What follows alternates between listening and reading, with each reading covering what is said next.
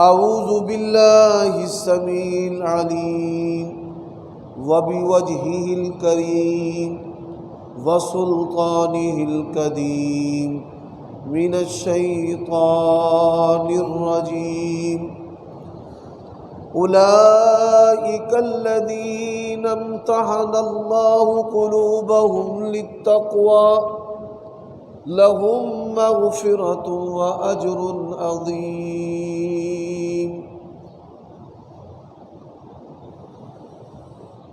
عیوب اور نقائص سے منزہ و پاکیزہ تمام قسم کی حمد و ثنا اللہ وحدہ لا شریک لہ کے لیے، اور درود و سلام شفیع للمذنبین خاتم النبیین رسول کریم رؤوف الرحیم صلی اللہ علیہ وآلہ وسلم کی ذات اقدس پر۔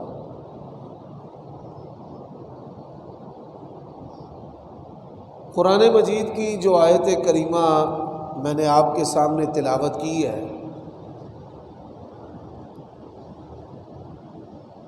اللہ تعالیٰ نے اس آیت کریمہ میں ان لوگوں کا ذکر کیا ہے کہ جس کو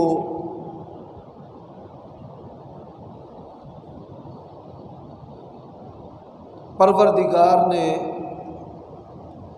اپنی رضا کے ساتھ تقوی کے لیے منتخب کر لیا ہے۔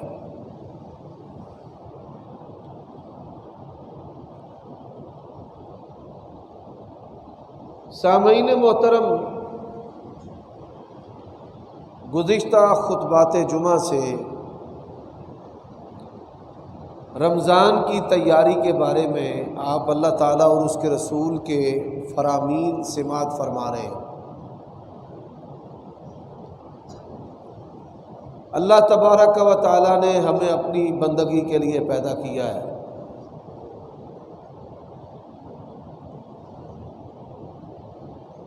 اور بندگی کا جو معیار ہے وہ تقوی ہے۔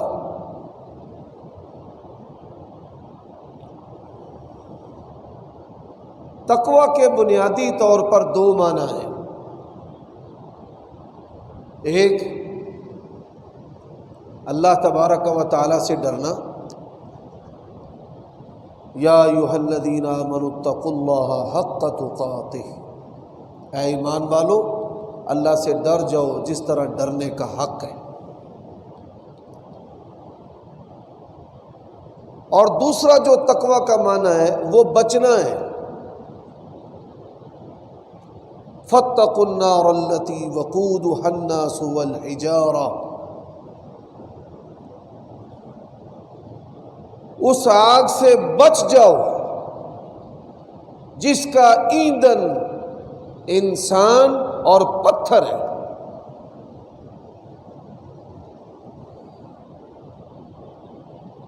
اب اللہ سے ڈرنا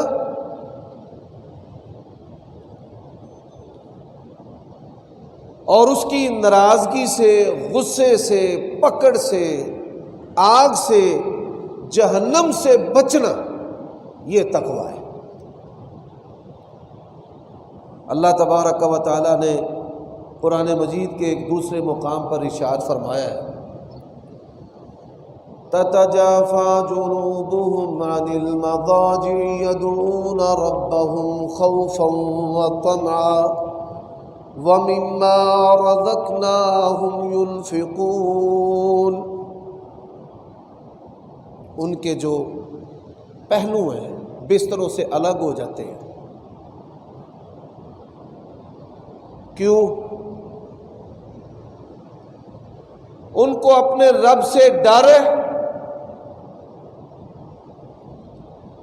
اور ان کو اپنے رب کے فضل کا، اس کی رضا اور جنت کا اور اس کے دیدار کا طمع ہے۔ توحید کی اساس اور بنیاد بھی یہ دو چیزیں ہیں، ایک خوف اور ایک طمع۔ اور شرک بھی ان دو چیزوں کی وجہ سے ہوتا ہے کہ انسان مخلوق میں سے کسی سے ڈرتا ہے کہ میرا رزق بند کر دے گا، اولاد ہونے نہیں دے گا، مار دے گا، یا فلاں ہستی مجھے راتوں رات امیر کر سکتی ہے، طمع۔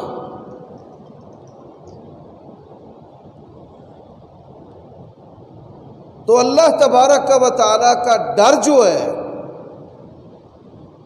یہ ایمان ہے،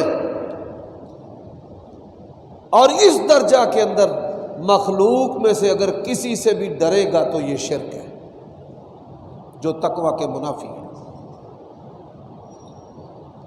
اللہ تبارک و تعالیٰ سے طمع توحید ہے، رزق کا طمع، اولاد کا طمع، نیک بیوی کا طمع، اچھی دنیا کا طمع، اچھی آخرت کا طمع، جنت کا طمع، اس کے دیدار کا طمع۔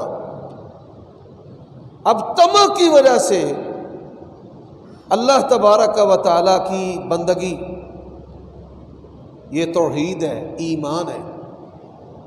اور اگر اس درجہ میں مخلوق میں سے کسی سے طمع رکھے گا کہ فلاں میرے حالات کو بدل دے گا، فلاں رزق کشادہ کر دے گا، تو یہ شرک ہے۔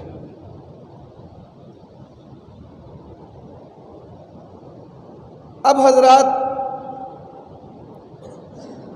بندگی جو ہے وہ زبان سے اقرار کرنا، لا الہ الا اللہ محمد الرسول اللہ، دن رات میں کتنی نمازیں ہیں جی؟ 5۔ دل سے اس کی تصدیق کرنا کہ میں جو کہہ رہا ہوں میرا دل بھی اس کی حقیقت کو تسلیم کرتا ہے۔ اور پھر تیسری چیز ہے اس کے مطابق عمل کرنا۔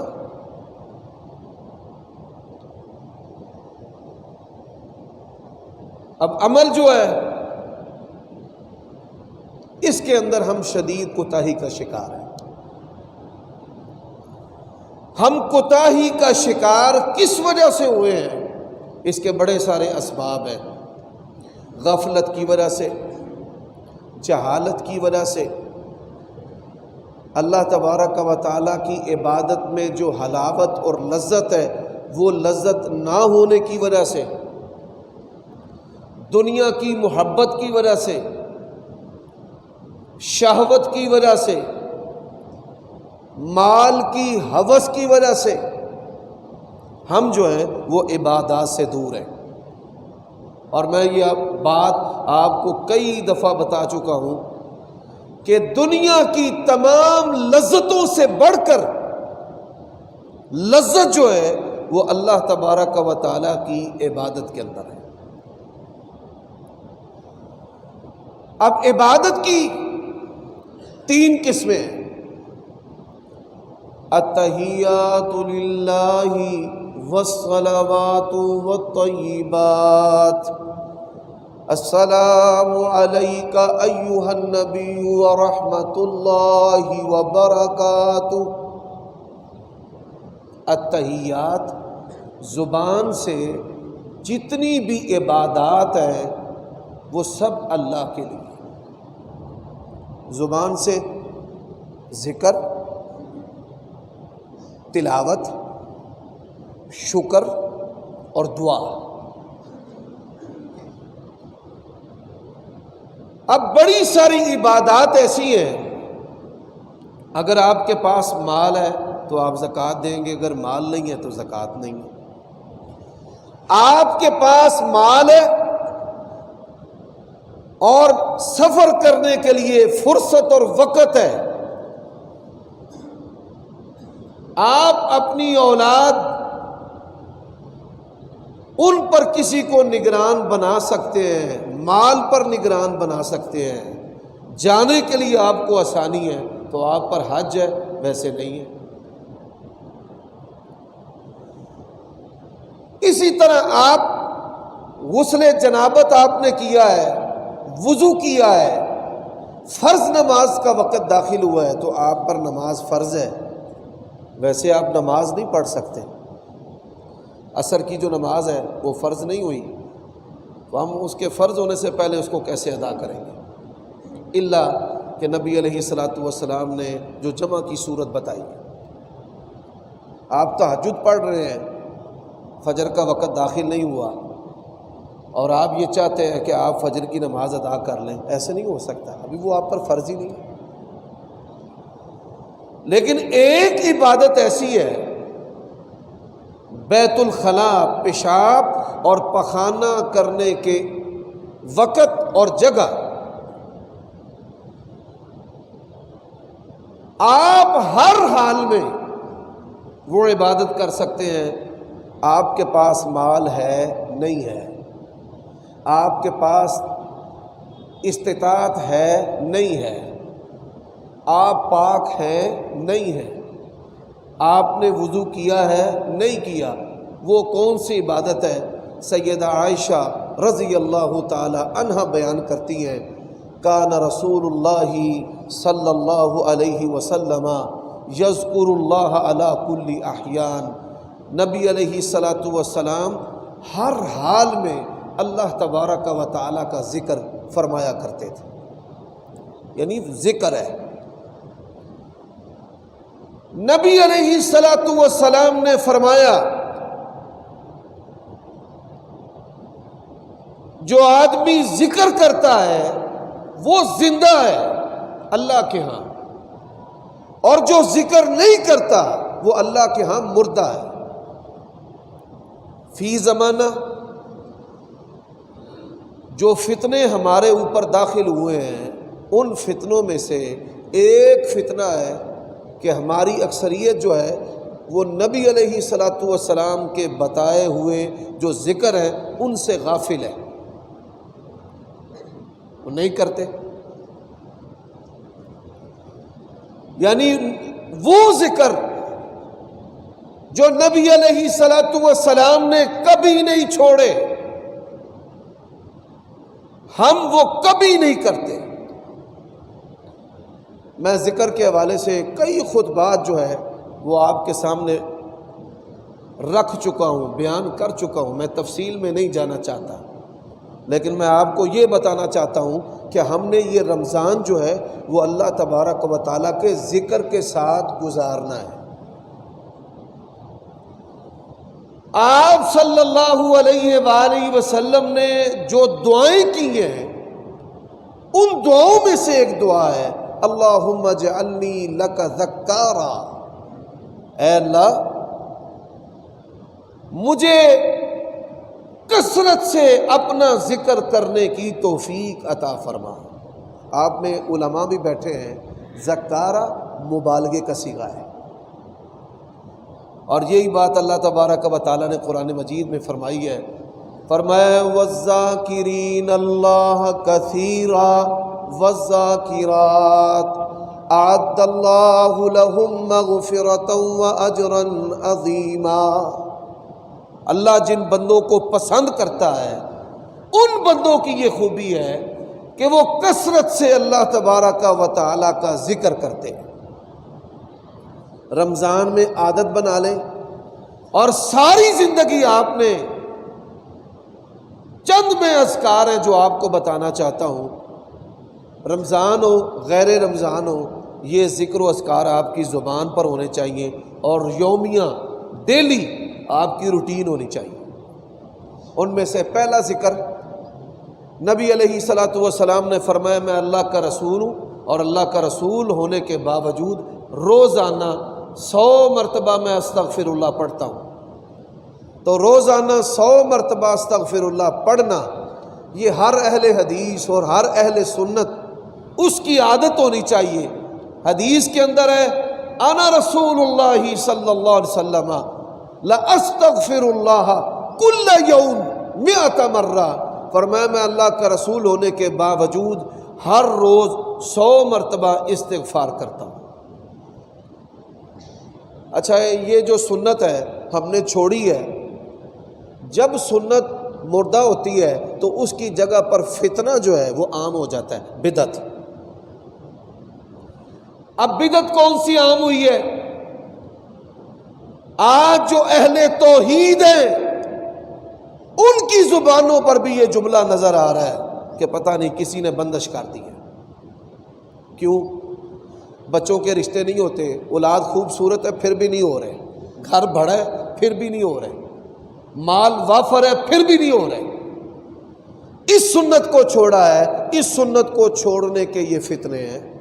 میں نہیں کہتا، نبی علیہ السلام کا فرمان سن لیں، آپ نے کیا فرمایا؟ فرمایا من لزم الاستغفار جعل اللہ لہ من کل ضیق مخرجا ومن کل ہم فرجا ورزقہ من حیث لا یحتسب۔ فرمایا جو بندہ کثرت سے ذکر کرتا ہے نا، استغفار، استغفر اللہ کثرت سے پڑھتا ہے، من لازم الاستغفار، اللہ تعالیٰ اس کو 3 فائدے دیتا ہے۔ ایک، اللہ تعالیٰ مصائب سے نجات عطا کر دیتا ہے۔ ایک، اللہ غم جو ہے، مصیبت، اس سے نکلنے کا راستہ عطا کر دیتا ہے۔ اور اللہ ایسی جگہوں سے رزق عطا کرتا ہے کہ اس کو وہم و گمان بھی نہیں ہوتا۔ اب آپ دیکھ لیں، اور جو استغفار ہے یہ صابن ہے، سوپ ہے۔ کپڑا میلا کو چیلا ہو تو اس کو دھویا جاتا ہے، اس کو خوشبو نہیں لگائی جاتی۔ تو نفس جو ہے میلا کو چیلا ہے، نفس کی گندگی پراگندگی کو ختم کرنے کے لیے اللہ کے نبی صلی اللہ علیہ وسلم کی یومیہ سنت ہے 100 مرتبہ استغفار کرنا۔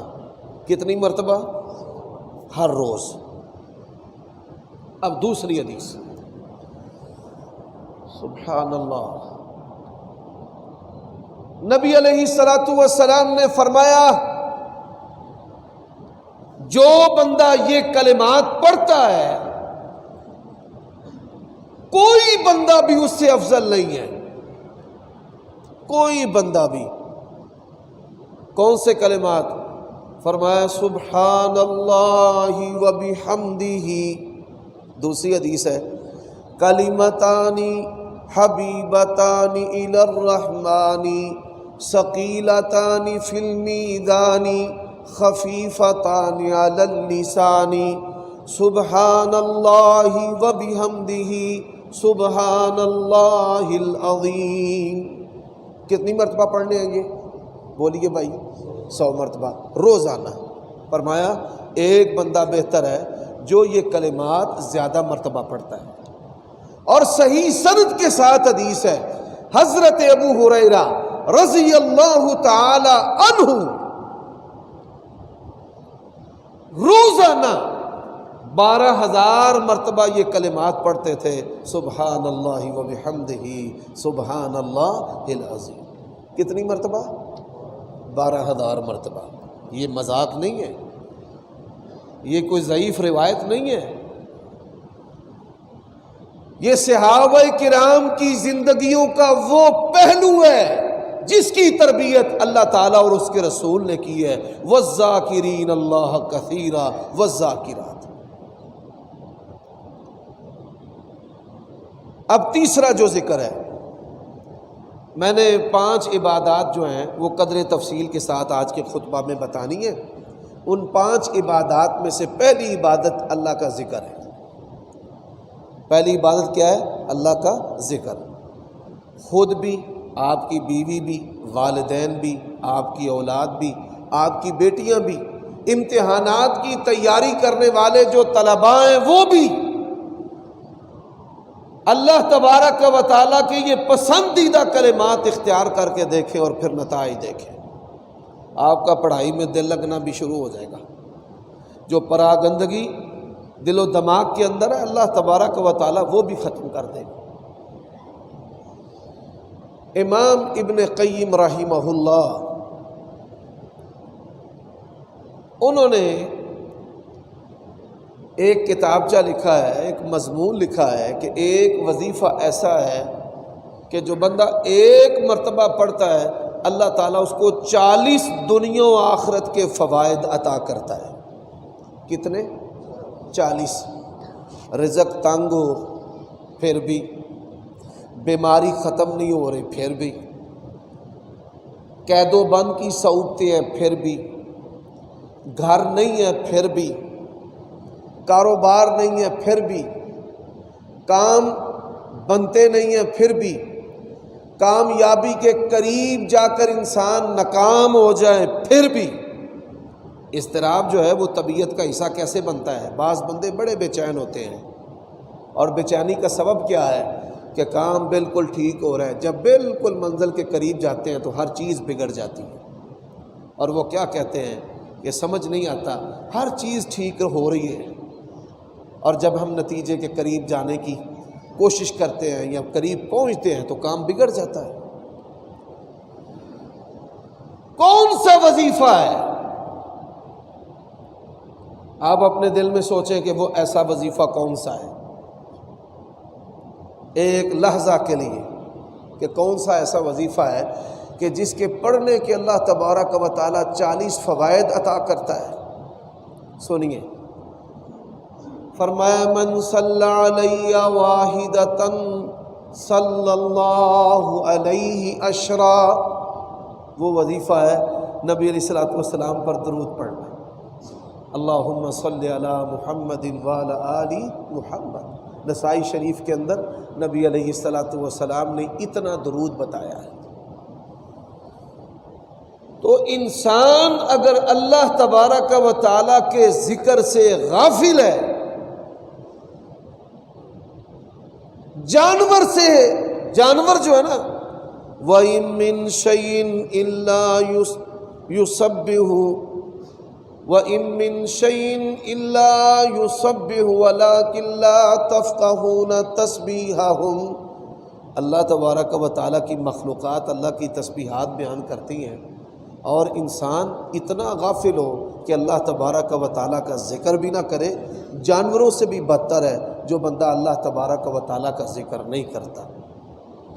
اچھا، بڑے بڑے قیمتی اذکار ہیں جو پیارے نبی علیہ الصلوۃ والسلام نے کیے ہیں، وہ انشاءاللہ اللہ نے چاہا تو پھر کسی خطبہ میں بیان ہوں گے۔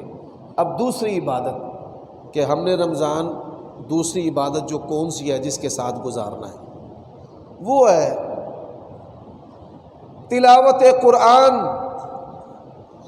عمر بھائی وہ کونے میں بچہ ہے، اس کو ذرا نہ نیچے اتر جاؤ بیٹا،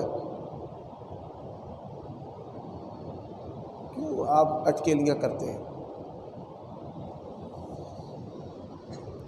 دوسرا جو عمل ہے جس کے ساتھ ہم نے رمضان گزارنا ہے وہ تلاوت قرآن ہے۔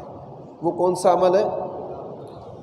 القرآن حجۃ لک او علیک، قرآن یا آپ کے حق میں گواہی دے گا یا آپ کے خلاف گواہی دے گا۔ ایک میں صورت آپ کو بتانے والا ہوں، نبی علیہ السلام نے فرمایا کہ جو بندہ 30 آیتوں والی صورت پڑھتا ہے نا، اللہ تعالیٰ اس کو جہنم کے عذاب سے بچا لے گا، آگ سے بچا لے گا۔ اب رمضان اللہ کی توفیق سے اگر 30 روزے ہوں، ایک آیت کریمہ آپ روزانہ یاد کریں تو رمضان گزرنے کے ساتھ آپ پوری صورت یاد کر لیں گے۔ وہ کون سی صورت ہے؟ قرآن مجید، تبارک الذی بیدہ الملک وہو علی کل شیء قدیر، سورۃ ملک ہے، اور سورۃ الف لام میم سجدہ ہے، اس کی بھی 30 آیتیں ہیں، اس کی بھی 30 آیتیں ہیں۔ جس کے لیے جون سی صورت آسان ہے یاد کریں، یومیہ پڑھیں، پڑھنے کی وجہ سے اللہ تبارک و تعالی جو ہے اس کو جہنم کے عذاب سے بچا لے گا۔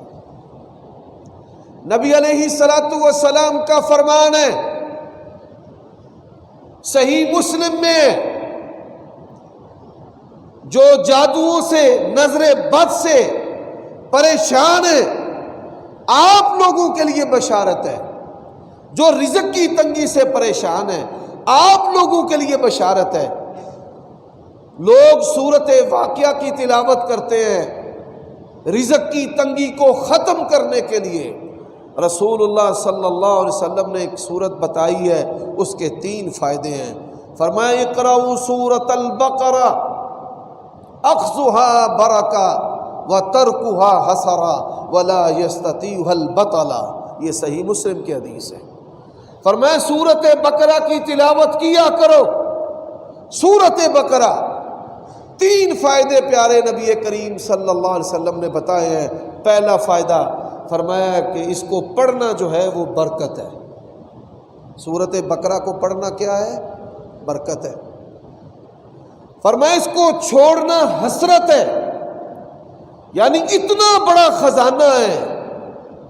بعض انسان سے کوتاہیاں ایسی ہوتی ہیں ساری زندگی وہ پھر اپنی زبان سے اظہار کرتا رہتا ہے کہ فلاں نے مجھ سے میری بیٹی کا رشتہ مانگا، کاش میں دے دیتا، فلاں وقت فلاں بندے سے مجھے فائدہ ہونے لگا تھا، میں نے انکار کر دیا، کاش میں اس کی بات کو قبول کر لیتا۔ بعض بندے میرے ایسے بھی مقتدی ہیں، وہ کہتے ہیں مجھے میرے بھائی نے جگہ دی، خود روڈ والی رکھ لی، مجھے گاؤں والی دے دی کہ میں بڑا ہوں، میں نے محنت کی ہے تو میں نے یہ جگہ لینی ہے، تم گاؤں والی لے لو۔ اچھا اس کی کوئی قیمت نہیں تھی، اب وہاں ٹاؤن بننے شروع ہو گیا ہے، اب اس کی قیمت جو ہے وہ سڑک والی زمین سے بھی زیادہ ہو گئی۔ اب بڑا بھائی کیا کہتا ہے، کاش میں وہ لے لیتا، کاش میں وہ لے لیتا۔ تو یہ ہے کہ سورۃ بقرہ جو ہے اس کو چھوڑنا حسرت ہے کہ انسان یہ کہتا کہ کاش میں سورۃ بقرہ جو ہے اس کو روزانہ پڑھتا، روزانہ پڑھتا۔ پوری سورت اگر کوئی پڑھ سکتا ہے تو پڑھے روزانہ، آدھی پڑھ سکتا ہے تو پڑھے، چوتھائی پڑھ سکتا ہے تو پڑھے، ایک ورقہ پڑھ سکتا ہے تو پڑھے، اور اگر ایک ورقہ نہیں پڑھ سکتا تو ہر مسلمان اور مومن بندہ جو ہے اس کو چاہیے پیارے نبی علیہ السلام کے حکم پر کم از کم سورۃ بقرہ کا ایک صفحہ روزانہ تلاوت کیا کرے۔ یہ نبی علیہ السلام کا فرمان ہے، اقرؤوا سورۃ البقرہ، کہ سورۃ بقرہ کو پڑھو۔ تو رمضان آ رہا ہے، ایک صفحہ ایک ورقہ روزانہ سورۃ بقرہ جو ہے اس کا تلاوت کریں۔ حضرات اب قرآن مجید کی میں نے دو صورتیں آپ کو بتائی ہیں، ایک سورۃ ملک، سورۃ ملک یا سورۃ سجدہ، دونوں میں سے ایک، اور اگر دو یاد کر لیں تو یہ نور علی نور ہے۔ دوسرا جو ہے وہ سورۃ بقرہ۔ اب تیسرا عمل جو ہے وہ کیا ہے؟ فرمائے اقرأوا الزہراوین ہما غمامتان یوم القیامہ، فرمایا دو روشن سورتوں کی تلاوت کیا کرو فی زمانہ۔ یہ نبی علیہ السلام کا حکم جو ہے یہ متروک ہو چکا ہے، یہ سنت مردہ ہو چکی ہے۔ علماء بہت تھوڑے ہیں جو اس پر مجھے عمل کرتے نظر آتے ہیں۔ وہ کیا ہے؟ نبی علیہ السلام نے فرمایا دو سورتوں کی تلاوت کیا کرو روشن کرنے والی، روشنی پھیلانے والی دو سورتوں کی تلاوت کرو۔ کون سی؟ فرمایا ایک سورۃ بقرہ، ایک سورۃ آل عمران ہے۔ قیامت کا دن ہوگا، یہ پڑھنے والے کے لیے سائبان بن جائیں گی، قیامت کی ہولناکیوں سے اس کو بچا لیں گی۔ یہ جو حدیث ہے نا، اقرا ورتقِ، کہ پڑھتا جا اور جنت چڑھتا جا، اس کا تعلق حافظوں کے ساتھ نہیں ہے۔ قرآن مجید کا ناظرہ پڑھنے والا ہو، حفظ کرنے والا ہو، قاری ہو، مقری ہو، قرآن سے محبت کرنے والا ہو، کوئی بھی قرآن سے محبت کرنے والا، اللہ تبارک و تعالیٰ اسے بھی کہے گا کہ تو پڑھتا جا اور جنت کی منزلیں جو ہیں وہ طے کرتا جا۔ تو نبی علیہ السلام کی سنت ہے، یہ سنت بھی متروک ہو چکی ہے۔ آپ رمضان کے اندر قرآن مجید ایک دفعہ، کم از کم ایک دفعہ حضرت جبرائیل علیہ السلام کے ساتھ دور میں ختم کیا کرتے تھے۔ تو فی زمانہ یہ سنت بھی متروک ہو چکی ہے۔ تو دوسری جو عبادت ہے وہ قرآن کی تلاوت ہے، اس کی تفصیل بھی اللہ تعالیٰ نے چاہا تو پھر کسی خطبہ میں۔ اب تیسری عبادت، وَقَالَ رَبُّكُمُ ادْعُونِي أَسْتَجِبْ لَكُمْ إِنَّ الَّذِينَ يَسْتَكْبِرُونَ عَنْ عِبَادَتِي سَيَدْخُلُونَ جَهَنَّمَ دَاخِرِينَ۔ وہ دعا ہے، وہ کون سی چیز ہے؟ دعا۔ بڑی معذرت کے ساتھ ہم نے دعا جو ہے اس کے ساتھ بھی بڑا برا سلوک کیا ہے۔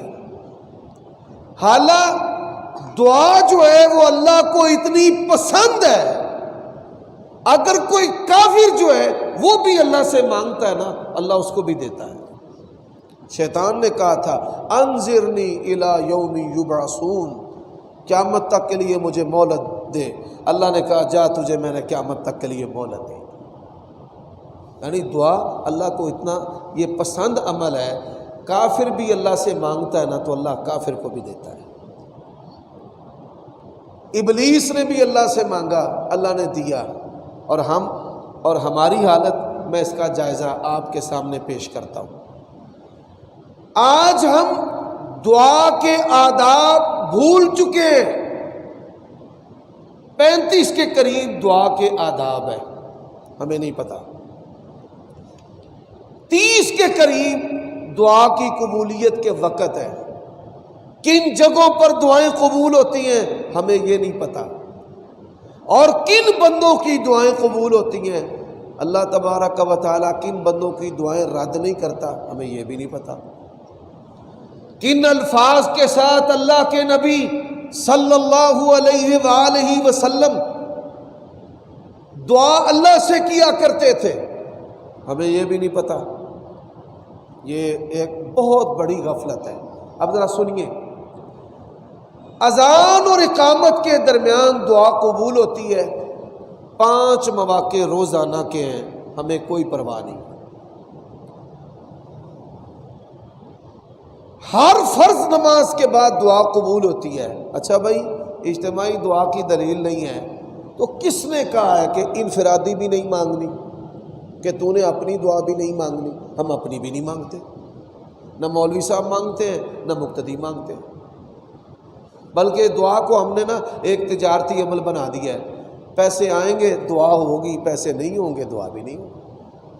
اشارہ کافی ہے۔ اچھا آپ یہ مواقع دیکھیں، نبی علیہ السلام کا حکم ہے سجدوں کے اندر دعا کرو۔ ہم 17 رکھتے ہیں فرض پڑھتے ہیں، 10 موقدہ نفل پڑھتے ہیں، 27 اور 3 وتر پڑھتے ہیں، 30 رکعتوں کے اندر 60 سجدے ہیں، اور یہ 60 قبولیت کے مقام ہیں۔ کانوں سے ہم نے یہ چیز گزار دی ہے۔ اللہ نے قرآن مجید میں شکوہ کیا ہے نا کہ اہل کتاب نے اللہ کی کتاب کو پشت کے پیچھے ڈال دی۔ اب آپ ذرا سنتے جائیں، 60 مواقع ہیں روزانہ۔ نبی علیہ السلام کا فرمان ہے، سلام سے پہلے تشہد میں قامن ان یستجاب لکم، فرمایا قریب ہے کہ تمہاری دعائیں قبول ہوں۔ اب ہم سلام سے پہلے دعا نہیں کرتے، بالکل۔ اور مجھے بتائیں ہم میں سے کون سا شخص ہے کہ جو اللہ سے بے نیاز ہے؟ کون سا ایسا آدمی ہے؟ فرمایا یا ایھا الناس انتم الفقراء الی اللہ واللہ الغنی الحمید۔ فرمایا تم سب اللہ کے فقیر، نبی بھی اللہ کے فقیر ہیں سب۔ اب میں کچھ دعائیں بتانا چاہتا ہوں، چونکہ روزے کا مقصد تقویٰ ہے، تو میں چاہتا ہوں کہ تقویٰ کے بارے میں جو اللہ کے نبی نے دعائیں کی ہیں نا، ذرا سوچنا بھائی، یہ خطبہ جمعہ ہے، پورے ہفتے کی ٹیوننگ جو ہے اللہ رسول کی باتوں کے ساتھ اللہ ہماری کر دے، یہ دعا ہے، دل و دماغ میں یہ بات بیٹھ جائے۔ میں جو دعائیں پڑھنے لگا ہوں نا، یہ پیارے نبی کی باتیں ہیں، پیارے نبی کی دعائیں ہیں۔ آپ نے اور میں نے یہ سوچنا ہے کہ کیا یہ دعائیں ہم نے کبھی زندگی میں کی ہیں؟ پہلی دعا، اللہم انی اسألک التقی والہدی والعفاف والغنی، یہ 4 لفظ ہیں۔ اے اللہ میں تیرا نبی تجھ سے تقوی کا سوال کرتا ہوں، پرہیزگاری کا۔ ہم کیسے پرہیزگار بنیں گے؟ نہ ہم دعا مانگتے ہیں نہ کوشش کرتے ہیں۔ اچھا یہ نبی علیہ السلام کی دعا ہے، اللہ کے لیے اس کو یاد کر لیں۔ صرف یہ جو الفاظ ہیں نا ان کو یاد کر لیں، اللہم انی اسألک التقی، اسألک التقی۔ یا آپ اسألک التقوی بھی کہہ سکتے ہیں کہ یا اللہ میں تجھ سے پرہیزگاری کا اور تیرے ڈر کا تجھ سے سوال کرتا ہوں۔ دوسری دعا، اللہم اعط نفسی تقواها وزکیها انت خیر من زکاها، اس کا معنی اے اللہ تو میرے نفس کو تقوی عطا کر دے اور اس کو میل کچیل سے پاک کر دے، تجھ سے بہتر میرے نفس کو میل کچیل سے پاک کرنے والا کوئی نہیں ہے۔ یہ نبی علیہ السلام کی دعا ہے بھائی۔ آپ دیکھیے زندگیوں کا ہم جائزہ لیں، کیونکہ ہم نے اپنی جو اصل زندگی ہے، ریالٹی ہے، اس پر دیکھنا ہے۔ سفر ایک ایسی چیز ہوتی ہے کہ شیطان انسان پر سفر میں بڑے حملے کرتا ہے، نظر کے، وہ دیکھتا ہے فلاں عورت بڑی خوبصورت ہے، فلاں بڑا خوبصورت ہے، پھر وسواس کے، پھر سفر کے اندر حملے کرتا ہے خواہشات کے، وہ چمکدار چیزوں کو دیکھتا ہے، جہازوں پہ سفر کرتا ہے، ریل گاڑیوں پہ، لگژری گاڑیوں پہ۔ تو سفر جو ہے نا، اس میں شیطان انسان پر بڑے حملے کرتا ہے۔ اب نبی علیہ السلام نے کون سی دعا میں سکھائی ہے؟ اللہم انا نسألک فی سفرنا ھذا البر والتقوی ومن العمل ما ترضی، اے اللہ میں تیرا نبی اس سفر میں تجھ سے نیکی اور پرہیزگاری کا سوال کرتا ہوں اور ہر اس عمل کا سوال کرتا ہوں کہ جس سے تو راضی ہو۔ تو یہ تین دعائیں ہیں جو نیکی اور تقوی کے بارے میں ہیں، کیونکہ روزے کا مقصد بھی تقوی ہے۔ اللہم انی اسألک التقی، اللہم آت نفسی تقواها، اللہم انا نسألک فی سفرنا ھذا البر والتقوی۔ تو یہ تین دعائیں آپ اپنی زندگی کا حصہ بنا لیں، حصہ۔ اور اس سلسلہ میں آخری جو بات میں آپ کی خدمت میں عرض کرنا چاہتا ہوں وہ کثرت نوافل ہے۔ کثرت نوافل عبادت، چوتھی عبادت ہم نے ذکر کے ساتھ رمضان گزارنا ہے، تلاوت قرآن کے ساتھ رمضان گزارنا ہے، ہم نے دعا اور دعا کے اوقات کے ساتھ رمضان گزارنا ہے، اور ہم نے نوافل کے ساتھ رمضان گزارنا ہے۔ نبی علیہ السلام کے پاس ایک بندہ، سبحان اللہ، اس نے اللہ کے نبی سے بڑا ہی پیارا سوال کیا، انی اسألک مرافتک فی الجنہ، یا رسول اللہ صلی اللہ علیہ وسلم مجھے جنت میں آپ کا ساتھ چاہیے۔ مجھے جنت میں کیا چاہیے؟ آپ کا ساتھ۔ مجھے جنت میں آپ کا ساتھ چاہیے۔ او بھائی اہل حدیث، اہل سنت، اللہ کے لیے غور کرنا۔ فرمائے آئین علی بکثرت السجود، اگر تجھے جنت میں میرا ساتھ چاہیے تو نوافل کثرت کے ساتھ پڑھنا، نوافل کثرت کے ساتھ پڑھنا۔ دو حدیثیں اور بات ختم۔ اللہ کے نبی نے فرمایا جو 10 رکعتوں کی حفاظت کرے گا جنت میں جائے گا۔ 2 فجر کی سنتیں، 2 ظہر سے پہلے، 2 ظہر کے بعد، 2 مغرب کے بعد اور 2 عشاء کے بعد۔ فرمایا من قام رمضان ایمانا واحتسابا غفر له ما تقدم من ذنبه، فرمایا جو رمضان کا قیام ثواب، من قام رمضان ایمانا، ایمان، واحتسابا، احتساب کا لفظ آپ سب جانتے ہیں۔ احتساب کیا ہے؟ کہ نیکی کوئی چھوٹنے نہ پائے اور گناہ ہم کوئی کرے نہ، اس جذبے کے ساتھ کرتا ہے۔ فرمایا غفر له ما تقدم من ذنبه، اللہ تعالیٰ اس کے سارے پہلے گناہ معاف کر دیتا ہے۔